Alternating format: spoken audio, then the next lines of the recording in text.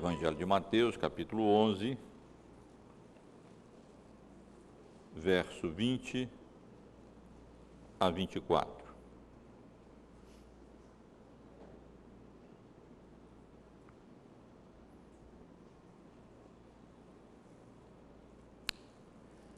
Passou então Jesus a increpar as cidades nas quais ele operara numerosos milagres, pelo fato de não se terem arrependido.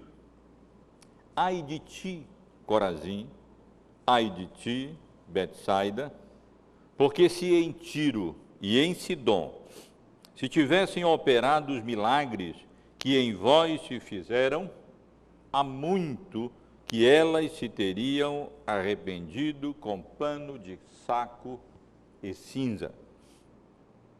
E contudo vos digo, no dia do juízo haverá menos rigor para Tiro e Sidom do que para vós outros. Tu, Cafarnaum, elevar-te-ás porventura até ao céu? Descerás até ao inferno. Porque se em Sodoma se tivessem operado os milagres que em ti se fizeram, teria ela permanecido até ao dia de hoje. Digo-vos, porém, que menor rigor haverá no dia do juízo para com a terra de Sodoma do que para contigo.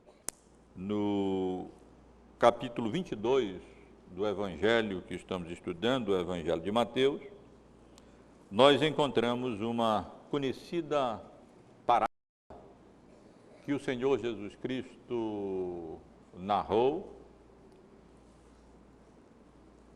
acerca do reino dos céus, aonde ele compara o reino de Deus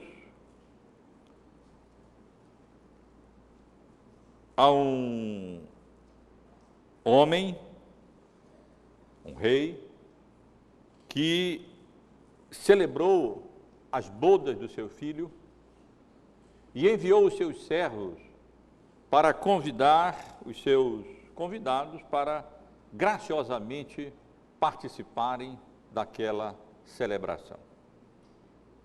E para surpresa nossa, aquelas pessoas que tiveram aquele privilégio, aquele grande privilégio, ao invés de se alegrarem, aceitando o convite e se fazendo presente às bodas, eles simplesmente não se interessaram pelo convite, preferiram continuar nas suas atividades ordinárias, corriqueiras do dia a dia. Lembra no verso 5?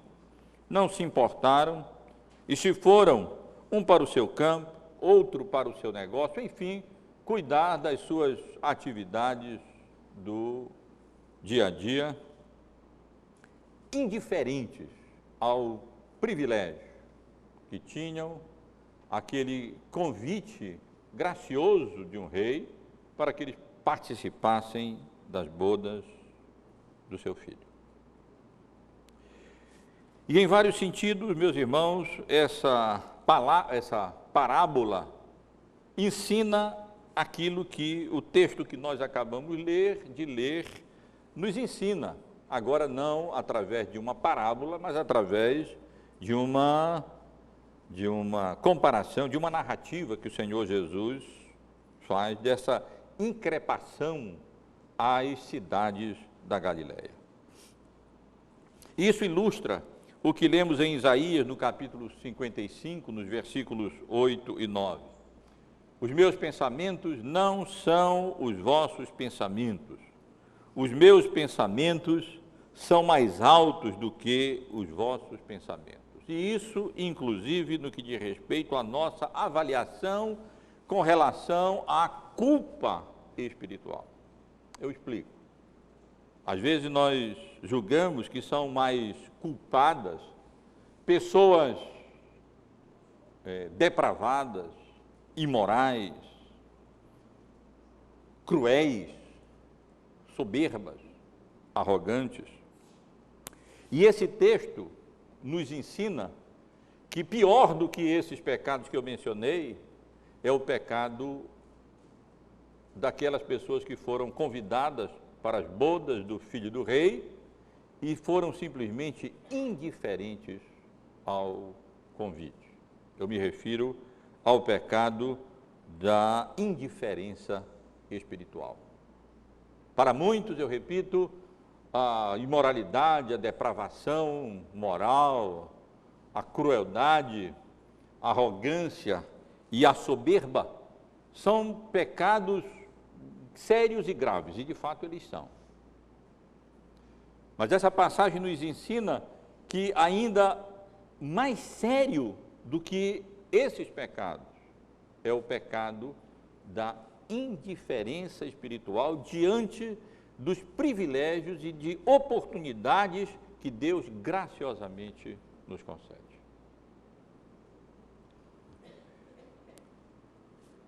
Os irmãos têm acompanhado a nossa exposição do Evangelho de Mateus e sabem que a passagem que lemos e nos propomos a considerar hoje à noite, os versos 20 aos versos 24, é parte de uma seção que se estende do início do capítulo 11 até o final do capítulo 12. Nessa seção, o fator unificador são as reações de vários grupos de pessoas ao ministério do Senhor Jesus, ao evangelho anunciado, aos meios de graça, inclusive aos portentos e milagres que ele realizou como testemunho da sua divindade, adornando assim a sua mensagem, a sua pregação. Nos 6 primeiros versículos do capítulo 11, estudamos a dúvida de João Batista. E no domingo passado, consideramos o testemunho de Jesus com relação a João, com relação à excelência do reino de Deus, na nova dispensação do Evangelho, na nova dispensação da graça, e com relação a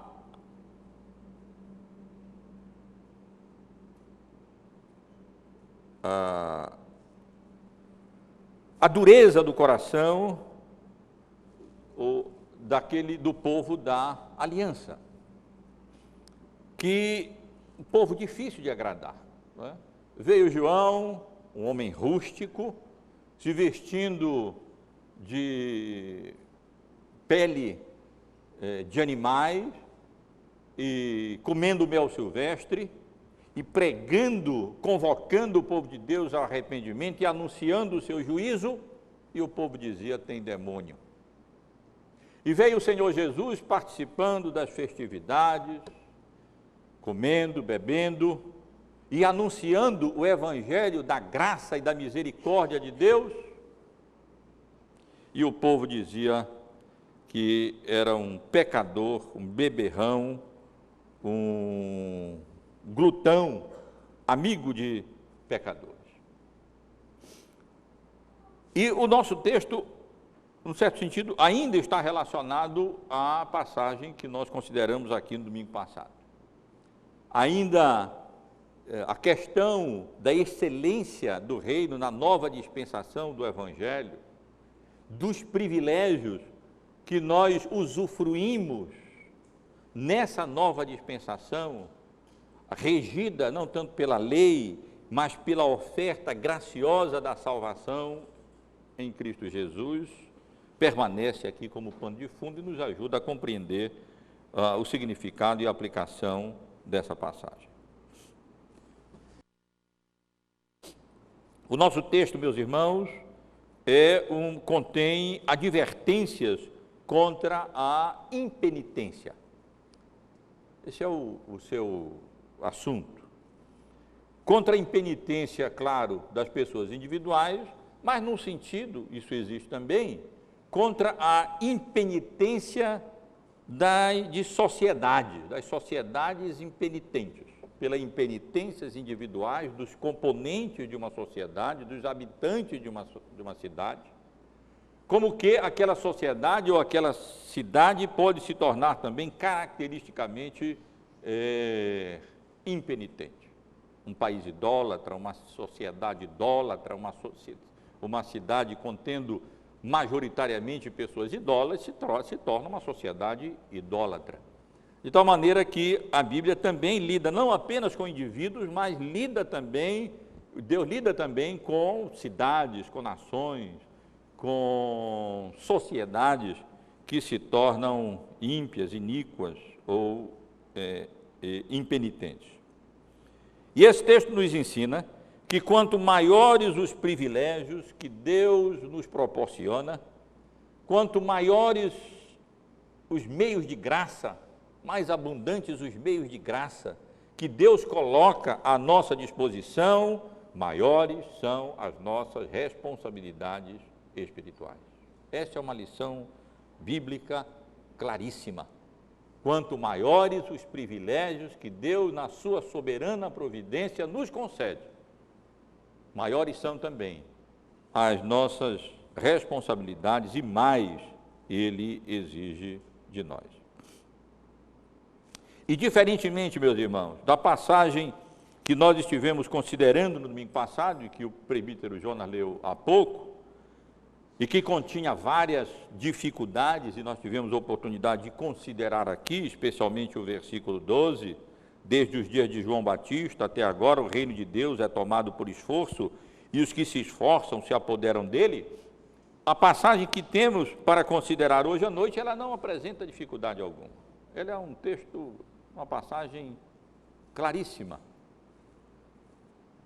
E chama a atenção dos irmãos, portanto, para esse texto, e vamos considerar esses versículos sobre o tema privilégios e responsabilidades espirituais. Privilégios e responsabilidades espirituais. E observem, por favor, que esses versículos se encontram divididos mais ou menos assim. No versículo 20, o primeiro desses versículos, nós encontramos logo o assunto geral ou o tema geral que esses versículos abordam. Nos versículos 21 e 22, esse assunto ou esse tema geral é ilustrado com relação a duas cidades da Galileia, as cidades de Corazim e Betsaida. E nos versículos 23 a 24, o mesmo tema, o mesmo assunto é ilustrado com relação à cidade de Cafarnaum. Então vamos considerar esses versículos, irmãos, refletindo um pouco mais pormenorizadamente no seu conteúdo e naquilo que eles nos ensinam. Com relação ao versículo 20, aqui temos, como eu disse, o assunto ou o tema geral desses versículos. E esse verso nos responde três perguntas. Primeiro, o que? Quem é que nós contemos aqui? A quem? E por quê? O que, no sentido de o que é que o texto, na realidade, contém? Jesus deixa bem claro que esse texto contém increpações. Passou Jesus a increpar as cidades nas quais ele operara numerosos milagres pelo fato de não se terem arrependido. Aqui nós temos, portanto, increpações, ou seja, a palavra é arcaica, nós praticamente não usamos esse termo, mas ela significa acusações, repreensões, censuras, advertências, ameaças.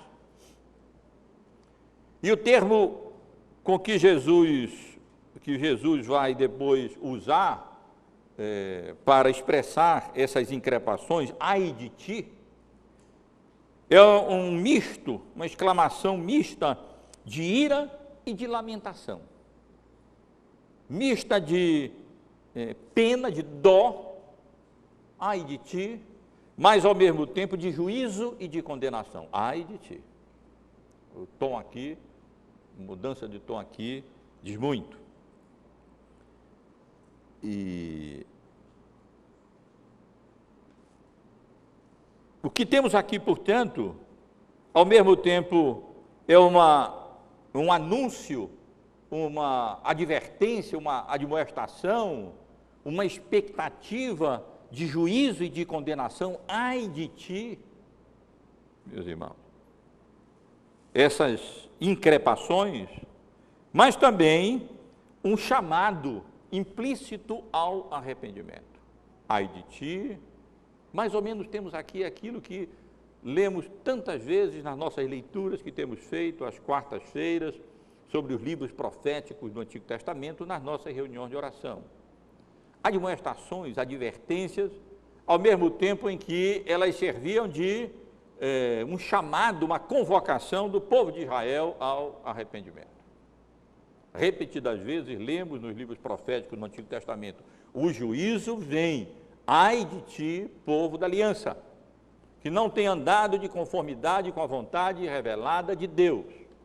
Mas, ao mesmo tempo, aquelas advertências implicavam e significavam que aquele povo poderia se arrepender das suas iniquidades e se arrepender dos seus pecados, e Deus, então, os abençoaria. Então, isso é o que nós temos aqui. Respondendo a esta pergunta, o que temos aqui? Temos increpações, acusações, repreensões, censuras, advertências, admoestações. A quem? Às cidades da Galileia, especialmente aquelas cidades próximas a Cafarnaum, aonde o Senhor Jesus havia realizado a substância do seu ministério, onde ele havia pregado a maioria das suas mensagens, dos seus sermões, e realizado boa parte dos seus ministérios. Ou seja, as cidades que tinham sido privilegiadas pela graça soberana de Deus, com a presença física de Jesus e com várias manifestações, várias evidências concretas de que ele era de fato o Messias prometido, o Filho de Deus. E aquelas pessoas deveriam, portanto, se arrepender das suas iniquidades, do seu pecado, se confiarem a Cristo, a Jesus, como o Messias prometido, como o Salvador do mundo. Obviamente que Jesus não tem em mente aqui as cidades em si, as construções, os prédios.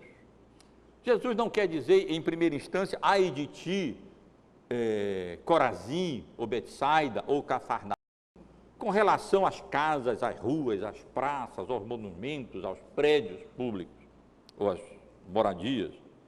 Mas ele está se referindo aqui à sociedade de Corazim, à sociedade de Betsaida, à sociedade de Cafarnaum, o povo que habitava aquelas cidades.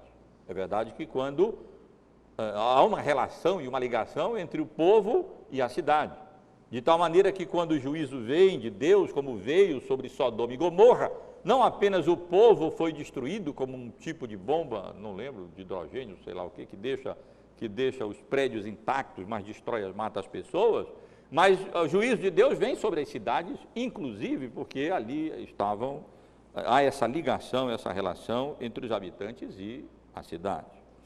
Mas evidentemente que o que Jesus, as increpações acerca das quais nós lemos aqui, elas estão dirigidas à população daquelas cidades. Por quê? Porque elas tinham experimentado manifestações inusitadas, únicas, abundantes da graça de Deus. Ali Jesus tinha realizado muitos milagres. Naquelas cidades, Jesus tinha pregado o Evangelho com a frequência, a constância com que ele não havia pregado em outras regiões, em outras cidades da Galileia e, evidentemente, muito menos em outros países, em outros lugares. Entretanto, eles não se arrependeram. A razão dessas imprecações não é porque o povo daquelas cidades vinham perseguindo a Jesus, nós não lemos tanto acerca disso. Não é porque aquelas cidades fossem mais depravadas do que outras cidades, ou mais soberbas ou orgulhosas do que outras cidades, ou habitantes de outras cidades, mas por causa da incredulidade do coração, por causa da indiferença espiritual diante dos privilégios espirituais que Deus havia concedido aos habitantes daquelas cidades.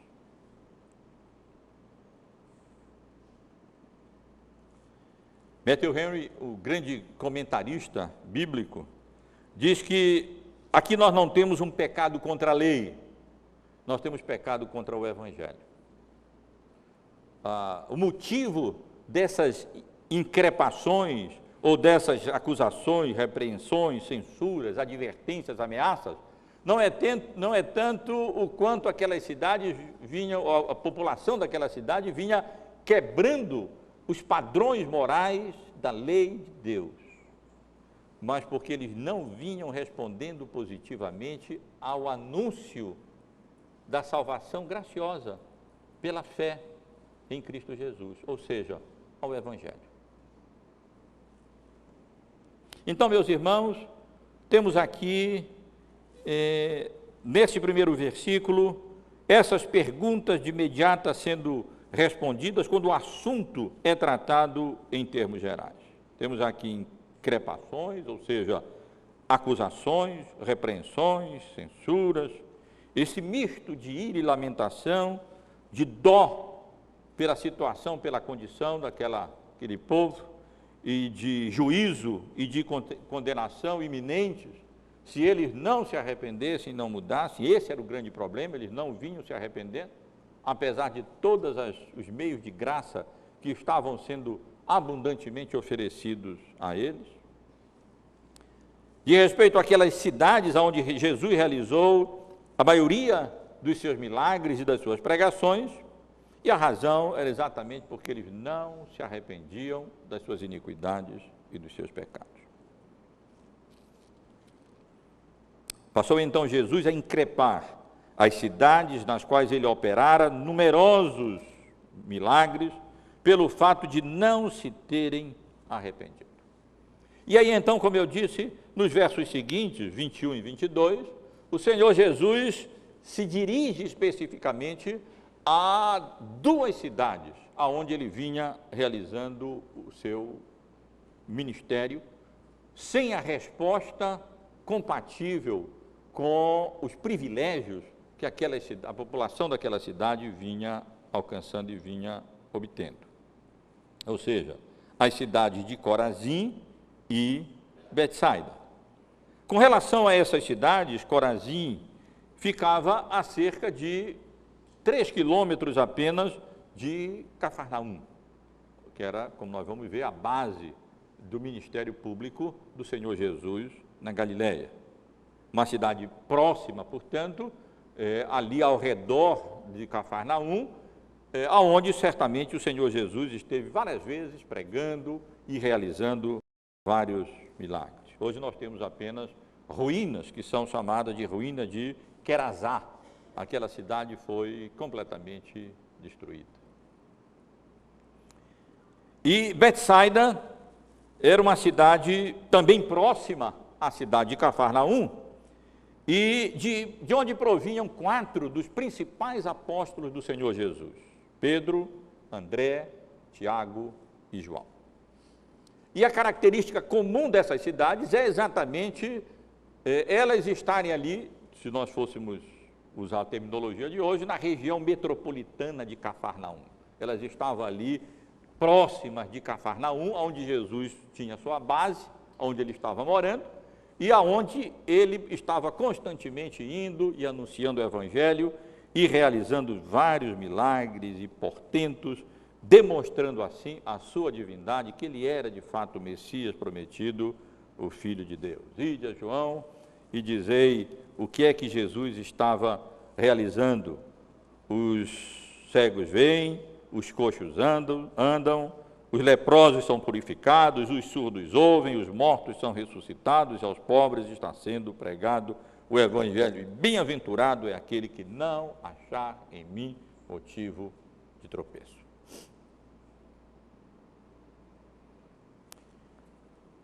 A razão dessa increpação, dessa admoestação severa de Jesus à população dessas cidades de Corazim e Betsaida é exatamente que, comparada a outras cidades com um histórico muito negativo, cidades pagãs como Tiro e Sidom, elas, na avaliação de Jesus, se encontravam numa situação pior, muito pior.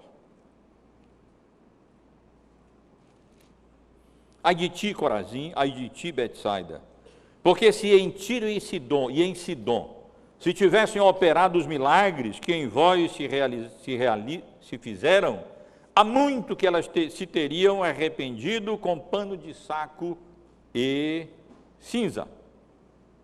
Ou seja, comparando com as cidades pagãs de Tiro e de Sidom, se o Senhor Jesus, Ele que conhece os corações e que sabe conhece não apenas o que se passa no coração de cada um de nós, mas Ele tem um conhecimento contingencial, Ele sabe o que aconteceria se alguma outra coisa tivesse ocorrido, o que é absolutamente impossível para nós, mas Ele sabe.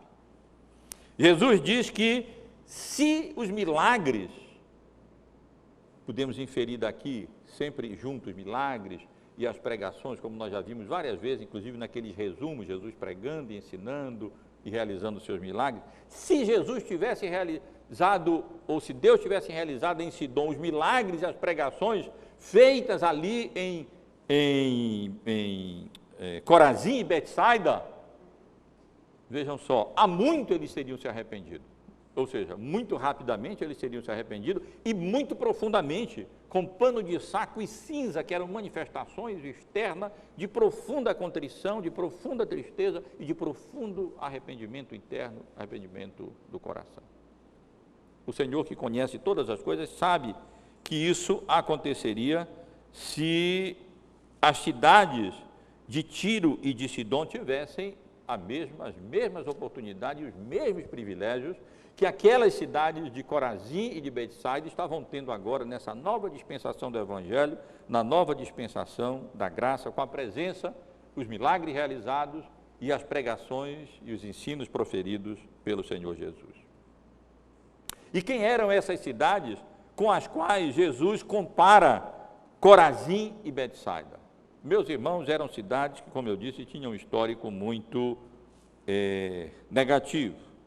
Acerca de Tiro e de Sidom, nós lemos no livro de Ezequiel, se irmãos quiserem podem abrir, no capítulo 27, capítulo 28, várias profecias condenando os pecados daquelas cidades e ameaçando de destruição, como de fato aconteceria. Tiro seria destruído pelos invasores, que Deus mesmo levantaria como juízo e como castigo pela pecaminosidade de Tiro e também de Sidom.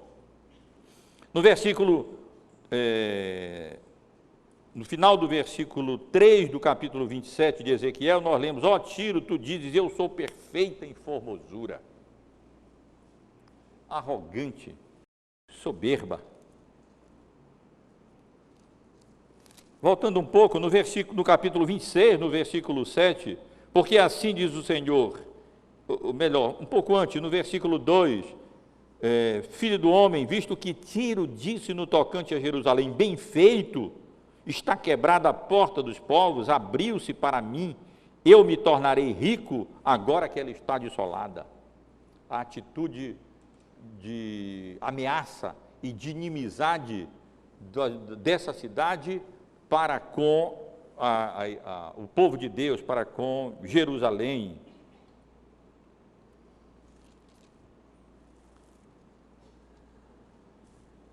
No capítulo 28, no versículo 2, nós lemos assim: visto que se eleva o teu coração, versículo 2, visto que se eleva o teu coração e dizes, eu sou Deus, e sobre a cadeira de Deus me assento,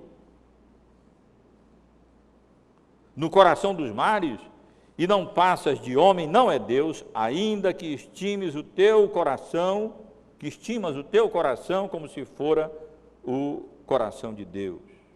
Versículo 5, pela extensão da tua sabedoria, no teu comércio aumentaste as tuas riquezas, e por causa dela se eleva o teu coração, assim diz o Senhor Deus, visto que estimas o teu coração como se fora o coração de Deus, eis que eu trarei sobre ti os mais terríveis estrangeiros dentre as nações. E a partir do versículo 11 do capítulo 28, a descrição do pecado de um dos reis de Tiro é tão vívida que essa descrição é compreendida como uma ilustração da queda de Lúcifer. Vale a pena lembrar, veio a minha palavra do Senhor, verso 11, dizendo: Filho do homem, levanta uma lamentação contra o rei de Tiro e dize-lhe: assim diz o Senhor, tu és o sinete da perfeição.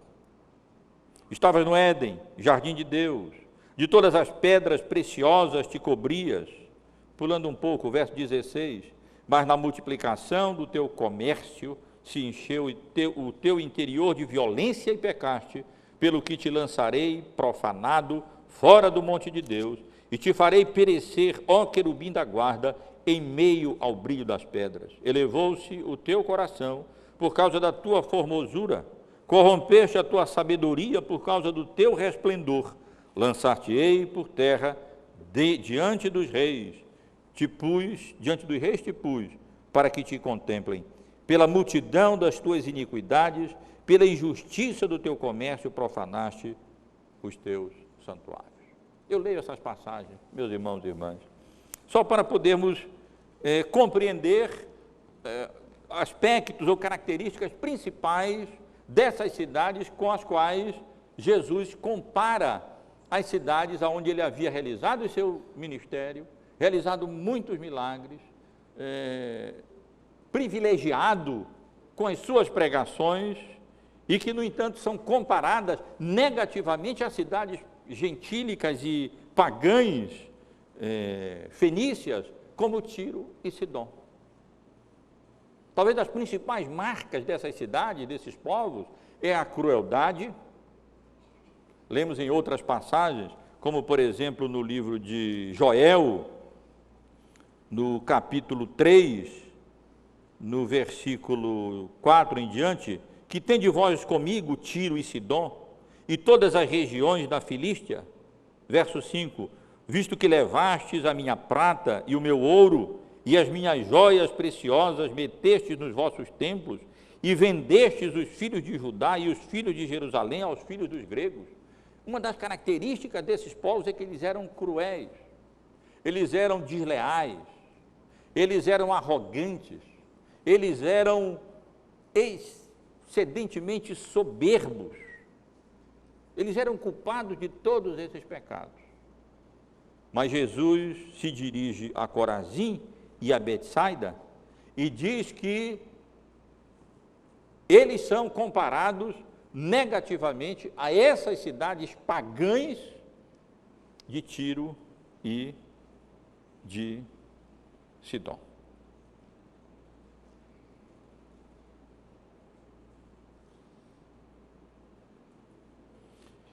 E no versículo 23 do nosso texto, nós lemos que, contudo, no dia do juízo, haverá menos rigor para Tiro e Sidom do que vós outros. Jesus diz que se Tiro e Sidom, essas cidades cruéis, desleais, arrogantes, soberbas, pagãs, idólatras, tivessem experimentado os mesmos privilégios espirituais que aquelas cidades, aqueles habitantes do povo de Israel, do povo de Deus, do povo da aliança, vinham experimentando, eles já teriam se arrependido com pano de saco e cinza há muito tempo, o que não vinha ocorrendo entre os habitantes daquelas cidades. E a consequência seria escatológica, ou seja, o juízo final, menos rigor para Tiro e Sidom do que para as cidades de Corazim e Betsaida. Conclusão, meus irmãos: soberba e crueldade e deslealdade contra o povo de Deus são, o texto deixa claro, pecados maiores do que a incredulidade e a indiferença espiritual diante dos privilégios que Deus nos concede. E o Senhor Jesus continua, e ele agora para demonstrar aquilo que ele havia mencionado ou ilustrar, passou então Jesus a increpar as cidades nas quais ele operara numerosos milagres, pelo fato de não se terem arrependido. Ele agora se dirige diretamente a Cafarnaum. Tu, Cafarnaum, elevar-te-ás porventura até ao céu? A estrutura grega é aquilo que nós chamamos de uma pergunta que espera uma resposta negativa. É quando nós, por exemplo, perguntamos negativamente assim, eu dizendo para o Zoinho, Zoinho, você não quer que eu lhe empreste R$1.000, não é? Essa é a nossa maneira de língua portuguesa de esperar uma resposta negativa, né? O Zoinho vai dizer, não, pastor, não quero não, com uma pergunta dessa, né? Se eu tivesse perguntado, Zoinho, você quer que eu lhe empreste R$1.000, não quer? Aí é a nossa maneira portuguesa, em português, de fazer uma pergunta esperando uma resposta positiva. Essa pergunta eu não vou fazer assim, né? Eu vou fazer do outro modo.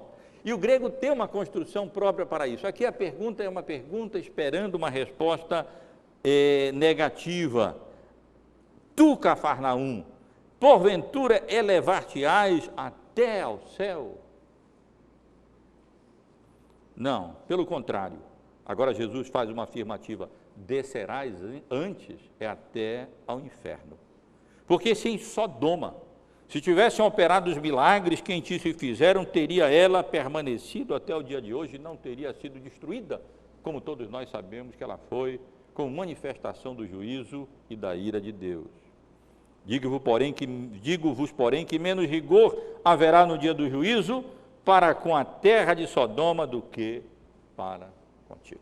O texto é muito semelhante, mas aqui as ameaças são maiores ainda, a situação é mais grave ainda, porque se as cidades de Corazim e de Betsaida, próximas a Cafarnaum, haviam experimentado vários milagres e presenciado, ouvido várias pregações de Jesus, muito mais a cidade de Cafarnaum. Porque a cidade de Cafarnaum havia sido o local onde o Senhor Jesus habitou durante boa parte do seu ministério público. Aqui no Evangelho de Mateus, no capítulo 4, versículo 12, já tivemos a oportunidade de considerar essa passagem na nossa exposição de Mateus. Nós lemos que, ouvindo, porém, Jesus que João fora preso, retirou-se para a Galiléia e, deixando Nazaré, foi morar em Cafarnaum, cidade situada à beira do mar, nos confins de Zebulon e Naphtali. E ali, versículo 17, Jesus passou a pregar e a dizer exatamente: arrependei-vos, porque está próximo o reino dos céus. Jesus não apenas realizou muitos milagres na cidade de Cafarnaum, mas foi ali que Jesus pregou exatamente convocando aquele povo ao reconhecimento da sua iniquidade, do seu pecado e ao arrependimento. Mas eles não se arrependeram. E Jesus aqui increpa, ameaça, adverte, exorta, censura, repreende a cidade de Cafarnaum, exatamente porque, apesar de ter presenciado vários milagres e de ter ouvido a pregação do Evangelho de uma forma como outras cidades, nenhuma outra ouviu da boca do nosso Salvador, ainda assim, eles não se arrependeram. Eles foram indiferentes à pregação e ao ministério público do Senhor Jesus e não responderam positivamente ao Evangelho. E a razão dessa increpação de Jesus à cidade de Cafarnaum é aqui ilustrada e comparada desfavoravelmente à cidade de Sodoma. E aqui eu pouco preciso dizer ou ler para que os irmãos tenham uma noção da cidade de Sodoma e da sua cidade gêmea Gomorra.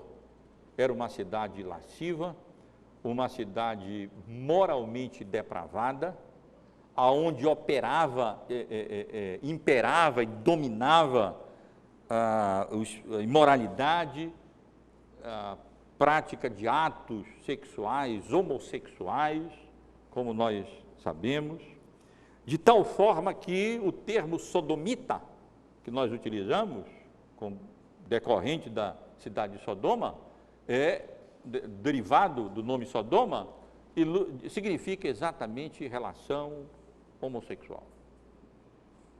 Tal era a depravação terrível, moral, da cidade de Sodoma e da cidade de Gomorra, que foram objeto da ira e do juízo de Deus, que destruiu, como nós sabemos, com fogo e enxofre aquelas cidades, porque, como o Senhor deixou claro a Abraão, ali não havia sequer 10 pessoas justas, 10 pessoas retas. Bem que Abraão implorou: Senhor, se tiverem 100 justos, tu vai destruir uma cidade? Não tinham 100 justos. Se tiverem 50, e Abraão foi, se tiverem 10, o Senhor disse: nem 10 não tem, se tiverem 10 eu poupo essa cidade. E então Abraão se calou. Mas, meus irmãos, é com essa cidade moralmente, profundamente depravada, que mereceu o juízo iminente de Deus com fogo e enxofre, foram destruídas, ela e Gomorra, e provavelmente ficam sob o mar morto, sobre aquele mar salgado. Quando Jesus compara Cafarnaum, a sua cidade, aonde ele morava, aonde ele vinha realizando milagres e pregando, ele diz que se o que ele realizou em Cafarnaum fosse realizado em Sodoma e Gomorra, aquela cidade não teria sido destruída, porque implícito está, os seus habitantes, pelo menos em grande medida, seriam convencidos da sua iniquidade, do seu pecado, e seriam conduzidos ao arrependimento.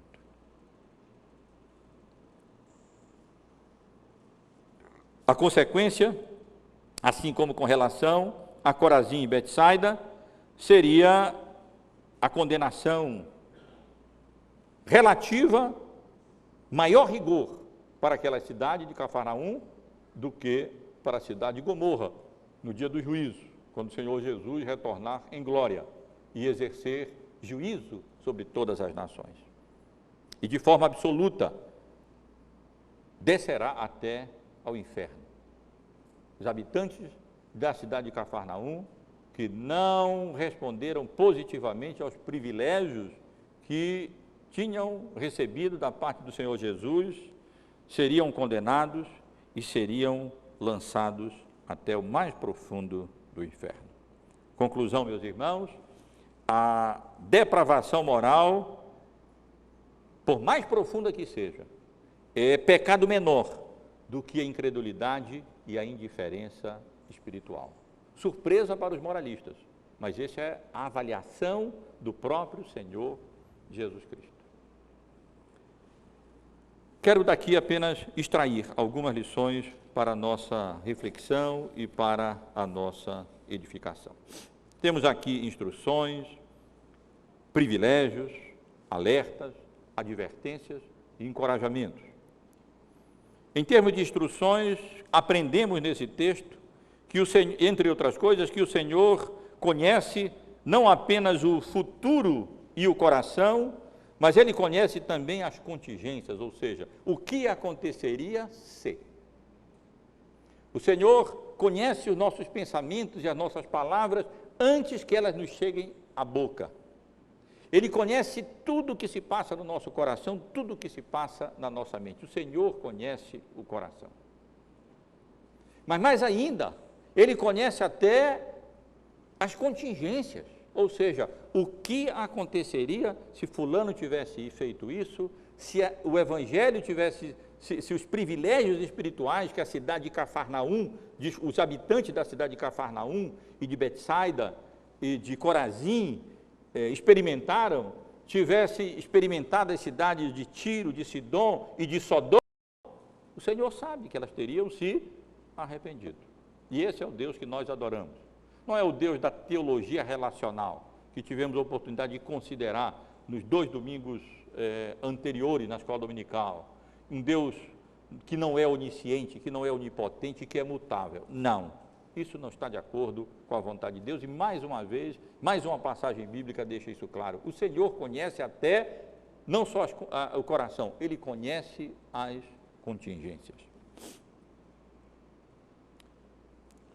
Outra instrução temos aqui, ou seja, aprendemos com esse texto que o Senhor é soberano, inclusive com relação aos privilégios espirituais que Ele concede a cada pessoa e a cada sociedade. E não há apenas, como já mencionei, uma culpa individual, há uma certa culpa coletiva, uma culpa de uma sociedade em geral que predominantemente, como a nossa, se tem tornado idólatra, secularizada, pagã, imoral, pecaminosa, que não se arrepende das suas iniquidades e do seu pecado. E Deus é soberano para isso. Por que é que Ele concedeu mais meios de graça a Cafarnaum, a Corazim e a Betsaida, do que concedeu às cidades de Sodoma, de Tiro e de Sidom? Nós não sabemos. Ele é soberano, inclusive no que diz respeito ao grau de privilégios espirituais que Ele concede. E esse é o Deus que nós adoramos. Não apenas onisciente, que conhece todas as coisas, mas absolutamente soberano nos seus propósitos. Ele faz tudo consoante a sua vontade, que é perfeita, que é boa e que é agradável.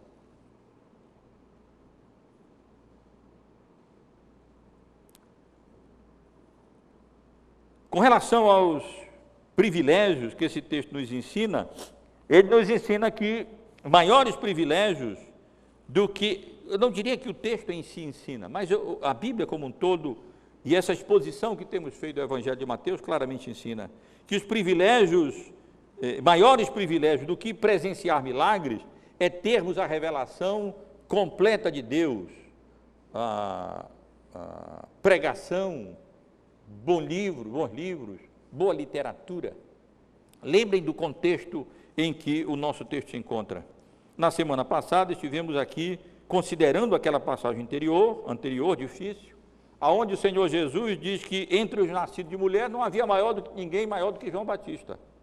Mas o menor no reino de Deus, nessa nova dispensação da graça, à luz dos privilégios que nós temos tido, é maior do que João Batista. E é nesse contexto que o nosso texto se encontra. E de fato, meus irmãos, nós lemos na Bíblia passagens como em João 20, 29, bem-aventurados que não viram e creram. Ou Lucas 11, 28, bem-aventurados os que ouvem e guardam a palavra de Deus. Ou em Apocalipse 1,13, bem-aventurados aqueles que leem e aqueles que ouvem as palavras da profecia e guardam as coisas nelas escritas, porque o tempo está próximo. Meus irmãos, bem-aventurados foram os cidadãos de Corazim, de Betsaida e de Cafarnaum, porque eles presenciaram muitos milagres, atestando assim a pregação de Cristo. Mas mais bem-aventurados somos nós, o menor no cidadão do reino, porque nós temos a palavra de Deus completa, nós temos toda a revelação de Deus. Eles ouviram outra mensagem e presenciaram um ou outro milagre. Aqui nós temos o relato de todas essas mensagens, todas essas mensagens de Jesus, de tantos milagres que o Senhor Jesus realizou. Nós vivemos na era do Evangelho, nós vivemos na era do Espírito Santo, que habita no nosso coração e que nos faz compreender a sua vontade, ilumina a nossa mente, o nosso coração, nos dando entendimento, age no nosso coração de uma forma abundante e efusiva, com a qual ele não agia na antiga dispensação. E, meus irmãos, portanto, maiores privilégios são aqueles que temos tido de ouvir a palavra de Deus, de ter a revelação de Deus, da pregação de bons livros, de bons exemplos. Esses são privilégios preciosos que Deus graciosamente nos tem concedido.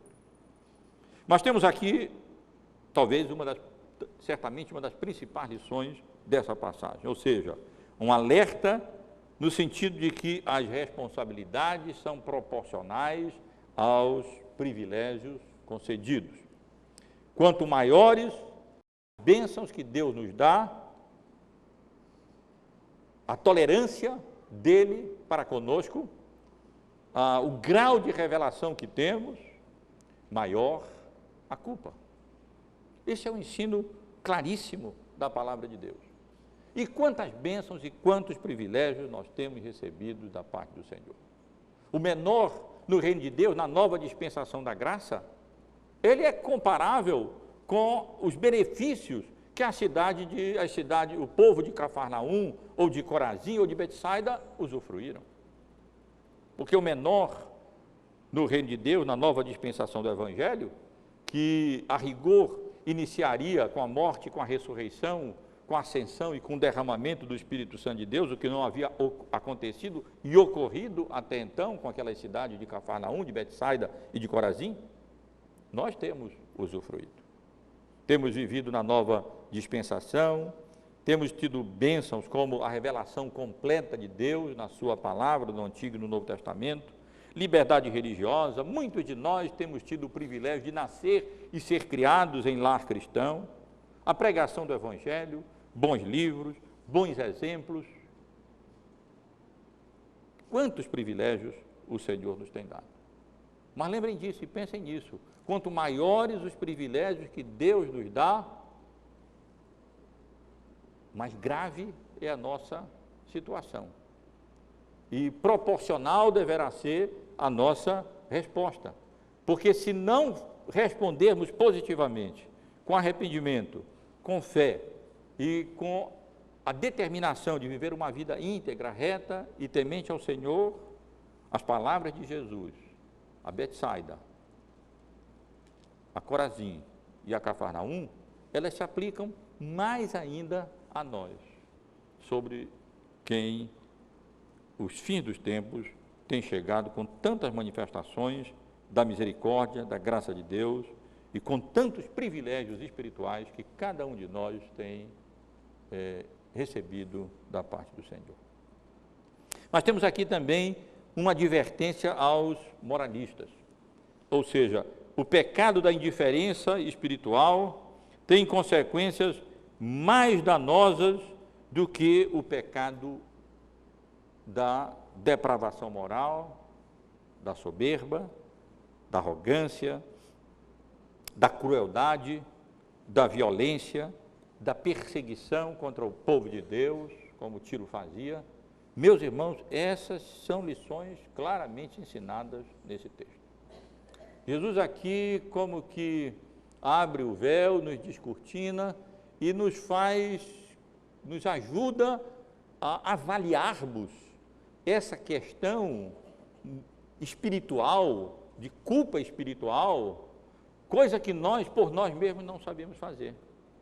Por nós mesmos, nós provavelmente, juntamente com qualquer moralista, julgaria que a depravação moral de uma população toda homossexual que queria à força abusar de 2 anjos de Deus com aparência humana bonita, que foram até aquela cidade para resgatar Ló e a sua família, nós julgaríamos que isso é um pecado dos mais graves e resulta em culpa da pior espécie. Ou então a crueldade de vender população de um povo para outro povo, apesar dos acordos que havia entre essas nações sendo desleais, ou daquela soberba retratada de tal maneira dos habitantes do rei de Tiro, comparável à soberba, ao orgulho e à vaidade do próprio Lúcifer, que foi transformado em Satanás, aquele diabo, e lançado do céu para a terra. E o Senhor Jesus aqui nos ensina que pior do que tudo isso é a incredulidade e a indiferença espiritual diante dos privilégios que Ele nos concede. Porque, por mais terríveis que tenham sido esses pecados dessas nações no Antigo Testamento, elas tinham um sério atenuante. Elas não desfrutaram dos mesmos privilégios que Corazim, que Betsaida, que Cafarnaum, e que nós desfrutamos na nova dispensação do Evangelho, na nova dispensação da graça. Portanto, mais importante ainda do que a gravidade do pecado cometido, essa passagem nos ensina é a natureza dos privilégios que Deus nos tem concedido, dos privilégios espirituais que Deus nos tem dado. Quanto mais abundantes, mais frequentes forem os meios de graça que Deus nos concede, se nós não respondermos positivamente com arrependimento e fé, e experiência de fé ao Senhor, então mais grave é a nossa situação do que a daquelas pessoas ou sociedades que, por mais pecaminosas que tenham sido, não usufruíram dos mesmos privilégios espirituais que eu e os irmãos e aqueles que aqui têm chegado têm experimentado também. Mas finalmente, meus irmãos, aqui nós temos uma lição de encorajamento, ou seja, quanto à vida há esperança. Hoje é o dia da oportunidade, hoje é o dia da salvação. Como eu disse, essas increpações, elas têm esse elemento de acusação, de repreensão, de censura, de advertência, de juízo, de condenação, ameaça de que o juízo vem, mas ao mesmo tempo o juízo vem, não veio. E até que o juízo venha, como acontecia com o povo de Israel, há esperança. E por mais duro que seja o nosso coração, e por maiores que sejam, mais graves que sejam os nossos pecados, enquanto o Senhor nos concede vida, a esperança, se nós formos conduzidos ao arrependimento, respondermos positivamente ao Evangelho da graça salvadora de Cristo, se você se confiar a Cristo como seu Salvador, posso dizer isso à luz da palavra de Deus, havendo arrependimento, os piores pecados podem ser perdoados, como inclusive os pecados dos habitantes de Tiro, de Sidom ou de Sodoma. Que Deus nos abençoe, meus irmãos, e possamos, com a graça de Deus, refletir seriamente naquilo que nós aprendemos aqui. Temos admoestações seríssimas nessa passagem que nós acabamos de ler. E como que o Senhor Jesus calibra o nosso juízo, a nossa capacidade de julgamento e nos ajuda a avaliar a gravidade da condição espiritual humana, não tanto pela natureza dos pecados que as pessoas cometem, seja crueldade, violência, depravação moral, soberba, orgulho, mas sim pela resposta das pessoas aos privilégios espirituais que Deus nos tem concedido em Cristo Jesus. Ou seja, a resposta que cada um dá à pregação do Evangelho. E, portanto, diante de uma passagem como essa, todos nós somos como que confrontados. Temos recebido de Deus bênçãos espirituais, privilégios espirituais infinitamente maiores do que aquele povo no Antigo Testamento recebeu. Infinitamente maiores do que a grande maioria da população do mundo tem recebido, que não tem o privilégio que nós temos tido, de ter a palavra de Deus, liberdade de culto, vivendo na dispensação da graça, com toda a vontade de Deus já revelada, com a pregação do Evangelho a cada semana, a cada dia, vários dias na semana, com bons livros à porta praticamente aqui, para lermos, sermos instruídos, edificados no nosso coração. E como é que você tem respondido a esses privilégios que Deus graciosamente lhe tem concedido? Não interessa tanto se você é soberbo, arrogante, se é depravado, moralmente falando, se é cruel, ou qualquer que seja a natureza do seu pecado. O que importa é como você tem respondido à pregação do Evangelho. Que Deus nos abençoe, meus irmãos e irmãs.